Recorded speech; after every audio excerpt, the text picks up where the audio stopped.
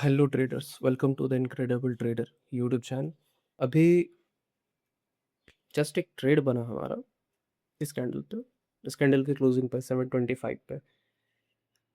और वैसे तो अभी न्यूज़ चल रहा है बहुत सारा, और बस ये ट्रम्प की वजह से जो है पगला गया है। खैर, अब इन सब बातों को साइड रखते हुए ट्रेड पे फोकस करते हैं, ट्रेड के लॉजिक पे। तो ट्रेड का लॉजिक सिंपल सा था, मार्केट ओपन हुआ है यहाँ पे। आई मीन एक्चुअली में ये जो है ना, इसमें गैप डाउन या गैप अप कैंडल नहीं बनता, तो बस यहाँ से एक बहुत बढ़िया फॉल आया।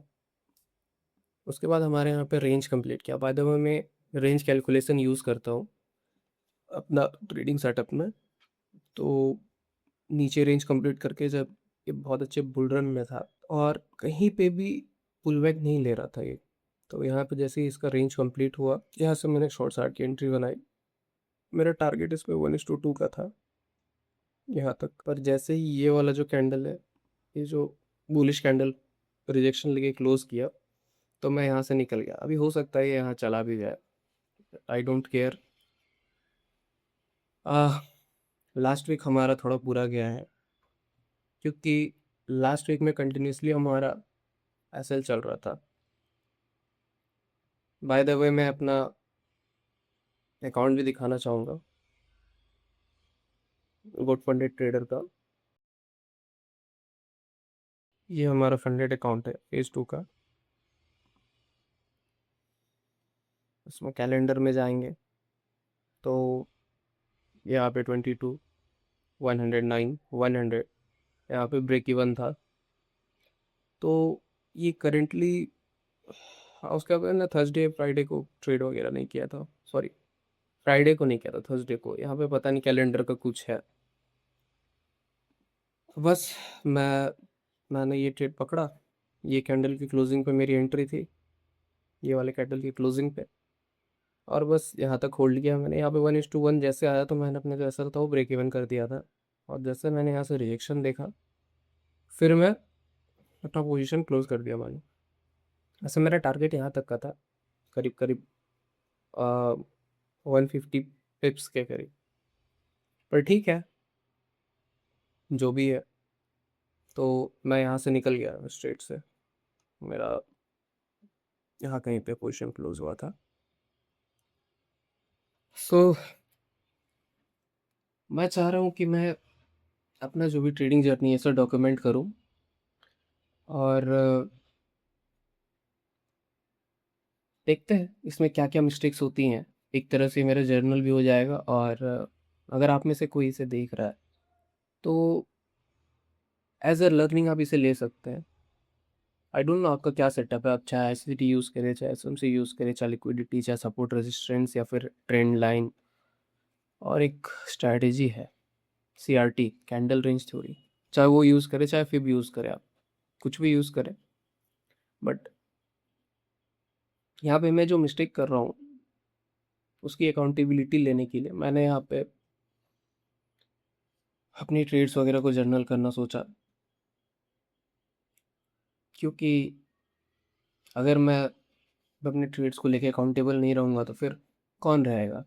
ऑब्वियसली ट्रेड मैं कर रहा हूँ तो अकाउंटेबल मैं ही रहूँगा। सो बस, तो मेरे स्ट्रेटजी के अकॉर्डिंग जो है, मुझे किस हिसाब से ट्रेड पकड़ना है और कौन सा ट्रेड अवॉइड करना है। तो कई बार होता है कि मेरा रिवर्सल ट्रेड होता है, मतलब गिरता हूँ मार्केट में चढ़ने का ट्रेड, और चढ़ता हूँ मार्केट में शॉर्ट साइड का। सो इसमें बहुत बार ऐसा लगता है मेरा। लेकिन अगर ये चल जाता है, मतलब इसका एक्यूरेसी ज़्यादा नहीं है, 10 में से 3 ट्रेड चलता है मैक्स टू मैक्स, और अगर ये चल जाता है तो फिर ये रिस्क टू रिवॉर्ड के हिसाब से बहुत अच्छा ट्रेड बनता है। मतलब 1:10, 1:15 भी देके जाता है। और अप्रोक्सीमेटली 9 या 10 मंथ से मैं इसी सेटअप पे वर्क कर रहा हूँ, इसे बैक टेस्ट कर रहा हूँ, इसी पे ट्रेड कर रहा हूँ। इसके अलावा मेरा कोई और सेटअप नहीं है। तो मैंने अभी तक में जो भी ट्रेड्स लिए हैं, इसमें मैंने क्या सीखा है, मैं यहाँ बताना चाहूँगा। तो मेरे ट्रेड्स के अकॉर्डिंग यहाँ पे अगर मार्केट बहुत शार्पली फॉल कर रहा है और अगर इस रेंज जैसे कि है एक रेंज है ये कंप्लीट कर रहा है, तो इसकी क्या गारंटी है कि ये जो मार्केट है यहीं से रिवर्स होगा। लाइक यहाँ पे भी तो रिजेक्शन लिया था, इतना अच्छा बुलिश कैंडल क्लोज किया था, पर यहाँ से रिवर्स हो गया।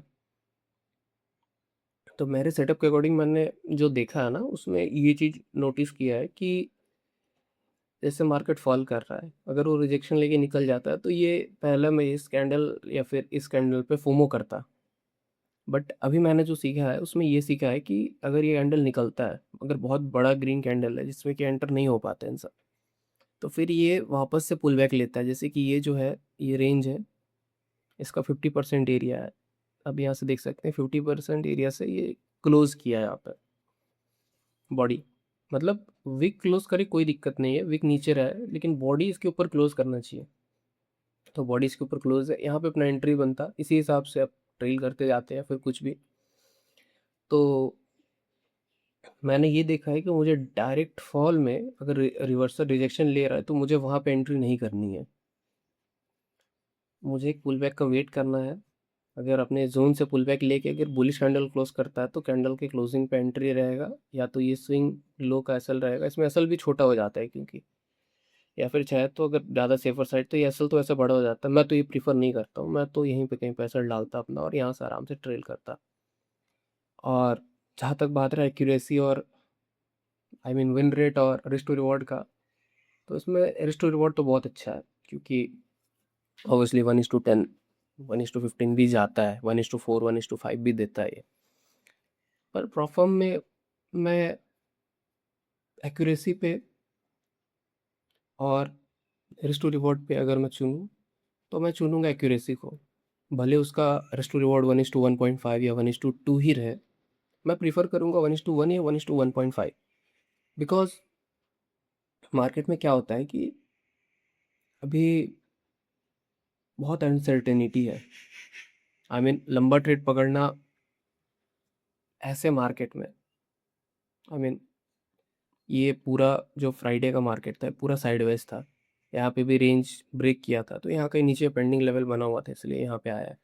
ऊपर का रेंज ये पूरा कंप्लीट करके आया है।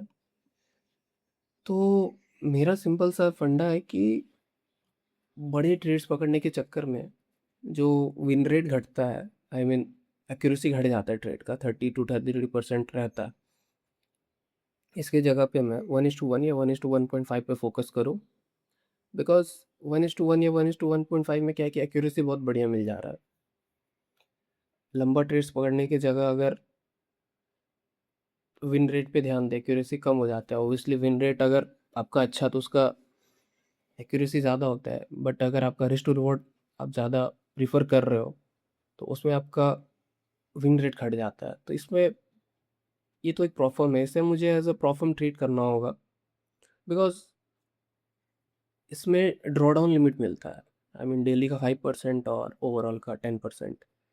बिकॉज अगर मेरा कंटिन्यूसली लूजिंग स्ट्रीक आता है, जैसे यहाँ पे आया था लूजिंग स्ट्रीक, उसमें मेरा अकाउंट क्या पता सस्टेन कर पाए। क्या पता अगर मैं 10 में से 7 ट्रेड ले रहा हूँ, अगर वो मेरा लूज जा रहा है, उतना टाइम तक मेरा साइकोलॉजी इंटैक्ट रहे कि नहीं, मुझे मेरा सेटअप करना है। बिकॉज मार्केट कंडीशन भी कुछ ऐसे ही है कि ज़्यादा आरआर पे हम लोग ट्रेड नहीं कर सकते, क्योंकि कोई कंफर्मेशन नहीं है कि जब तक मेरा लूजिंग स्ट्रीक चल रहा है तब तक मेरा जो प्रॉफर्म का अकाउंट है वो सस्टेन हो जाए। और बिकॉज ये मेरा मास्टर अकाउंट है, एज यू कैन सी, ये जो है ये मेरा फंडेड अकाउंट है, ये फेज़ 1 का है। ये तो फिर ऑलमोस्ट $15 बचा हुआ है। बाकी ये मैंने 10% इसमें बनाया था, 5% इसमें बनाया था, एक मेरा अकाउंट फेल हो गया। तो इसकी कोई गारंटी नहीं है कि ये जो अकाउंट है ना ये सस्टेन हो जाएगा तब तक। सो इसीलिए पहली गलती मेरी ये है कि मैं डायरेक्ट गिरते हुए मार्केट में अगर रिएक्शन ले रहा तो फोमो में एंट्री करता था, ये मुझे नहीं करनी है। दूसरी कि ज़्यादा risk to reward trade hold करने से अच्छा है कि मैं ज़्यादा विन रेट वाला ट्रेड होल्ड करूँ, आई मीन ज़्यादा विन रेट पे फोकस करूँ। इससे क्या रहेगा कि मेरा साइकोलॉजी इंटैक्ट रहेगा, 10 में से 7 या 8 ट्रेड्स ही मेरे चल जाते हैं। इससे मेरा साइकोलॉजी इंटैक्ट रहेगा, क्योंकि कई बार होता है ना कि बहुत सारा लॉसेस देखने के बाद जो होता है वो साइकोलॉजी एक जैसा नहीं रह जाता है। आई मीन बहुत बार होता है कि अरे बस लूजिंग स्ट्रीक चले जा रहा है, उसी में अकाउंट ब्लो हो जाता है, उसमें अगर थोड़ा सा भी साइकोलॉजी इधर उधर हुआ तो फिर वो गया। तो इसी वजह से जो मैं सोच रहा हूँ कि ज़्यादातर एक्यूरेसी पे फोकस करूँ। प्लस एक और चीज़ है, एक बहुत अच्छा कहावत है मार्केट में कि ट्रेंड इज़ योर फ्रेंड। आप लोगों ने, बहुत लोगों ने सुना होगा ट्रेंड इज़ योर फ्रेंड।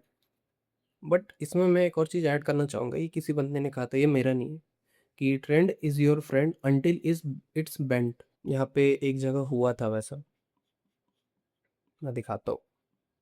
ये मेरा ट्रेड था, मैंने फ्राइडे थर्सडे को लिया था, ये गया यहाँ आके ब्रेक इवन लेके गया। फिर मैंने यहाँ ट्रेड पंच किया, ये आया यहाँ पे ब्रेक इवन ले गया मेरा। फिर ये trade, I mean can't say, यहाँ एक लूजिंग स्ट्रीक, यहाँ लॉस। ये ट्रेड चला तो यहाँ से रिजेक्शन लेके कैंडल क्लोज किया था, मतलब रिजेक्शन ले रहा था तभी मैं एंट्री किया था, और ये मेरा असल ले गया था। मतलब just part of the game, you know. यहाँ पे भी रिजेक्शन लेके आया, बट यहाँ पे अगर मैं 1:1 पे फोकस करता तो ये मेरा ट्रेड प्रॉफिट में क्लोज होता, ऑलमोस्ट $50 के प्रॉफिट में, क्योंकि मैं अभी 0.05 लॉट ट्रेड कर रहा हूँ $5,000 के अकाउंट में। बट वही है, यहाँ पे मैंने जस्ट लिख दिया था जस्ट वेट एंड वॉच बडी, क्योंकि यही वाला बात हो गया था। यहाँ पे रिजेक्शन लेके आ रहा था, मैंने रनिंग कैंडल पे एंट्री किया, यहाँ पे तो क्लोज किया था प्रॉपर, फिर भी मेरा असल ले गया। फिर तो पार्ट ऑफ द गेम, तो मैंने उस दिन ट्रेड छोड़ दिया था। ये एक ट्रेड था जैसे कि ये चल रहा, यहाँ पे एक बहुत बढ़िया कैंडल क्लोज हुआ था, बस मैंने यहाँ पे शॉर्ट की एंट्री ली। ये पूरा टीपी मैंने कैप्चर किया था। जस्ट यहाँ पे ये वाला भी अपना गया, एक बहुत बढ़िया था ट्रेड बना था, मैं दिखाऊंगा। एक तो ये बना था, ये ये वाला trend is your friend until is bent. I mean इसका कर्व देखो आप, ये बस ऐसे चढ़े जा रहा है, फिर ये बेंड हो गया। यहाँ पे जैसे अपना रिजेक्शन आया इस जोन पे, तो फिर यहाँ पे जैसे ये कैंडल, रनिंग कैंडल पे ही मैंने एंट्री किया था, नहीं तो मेरा एंट्री यहाँ कहीं पे होता है। आई मीन देखो फिर ट्रेड, तो बस यही है। ओके, तो जो ट्रेड से हम बाहर हो गए थे वो ट्रेड अभी बढ़िया चल रहा है, बट नो वरीज, मार्केट है वो कहीं भी जा सकता है, कुछ भी करे। और अपने ट्रेड से बाहर अब मुझे फोकस करना है कि ये जो लूजिंग स्ट्रिक है इसमें मैं क्या गलती कर रहा था और इससे मैं कैसे बाहर आऊँ। पहला लर्निंग ये है कि जब भी मार्केट गिर रहा है उसमें अगर रिएक्शन लेके कोई बहुत बढ़िया कैंडल अपने साइड में अगर क्लोज करता है, चाहे वो बुलिश साइड हो चाहे बेयरिश साइड हो, डायरेक्ट एंट्री नहीं करना, पुल बैक का वेट करना, उस पर अगर अपना रेंज पे रिजेक्शन लेके फिर अगर कोई बढ़िया सा बुलिश कैंडल क्लोज करता है उस पर अपना एंट्री रहेगा, सिंपल सा स्विंग लो का टारगेट रहेगा, सॉरी एसएल रहेगा, और टारगेट अकॉर्डिंगली हम 1:1 पे डाल सकते हैं, फिर 1:2 पे। उसके बाद देखेंगे कैंडल का क्या रिजेक्शन है, जैसे कि मेरा यहाँ पे कैंडल का जैसे ये कैंडल रिजेक्ट कर रहा था तो मैं फिर यहाँ से निकल गया ट्रेड से। हो सकता है ये मेरा 1:2 भी दे दे, बट नो वरीज, तब तक अकाउंट भी सस्टेन होना चाहिए। और ये तो कहीं 1 आवर का टाइम फ्रेम पे एनालिसिस था लिक्विडिटी लेवल्स पे, बिकॉज यहाँ एक लिक्विडिटी भी था, इसकी वजह से ये बहुत बढ़िया मूव किया।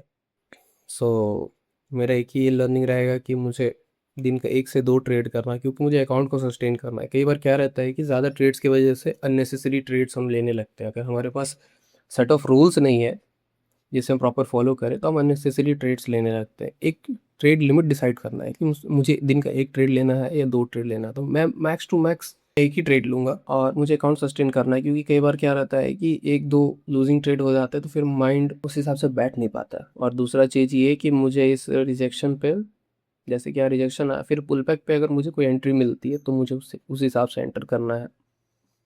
एंड या दैट्स इट। इस पे अपना जो क्लोज्ड पीएनएल है वो अप्रोक्सीमेटली $33 का है।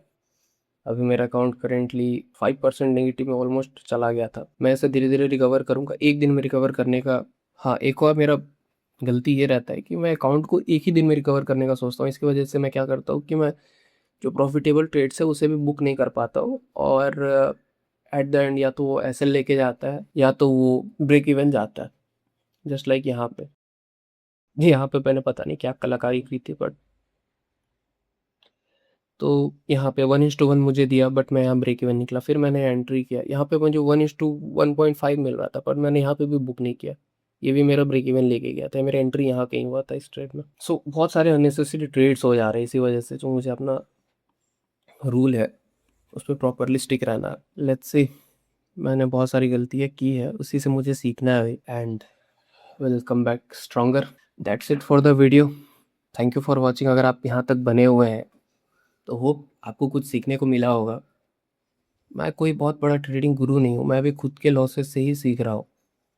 बट अगर आप अभी तक वीडियो पे बने हुए हैं तो वीडियो को लाइक करें, चैनल को सब्सक्राइब करें। इंस्टाग्राम का लिंक अपने डिस्क्रिप्शन में दे दूँगा। And that's it for the video. Thank you for watching.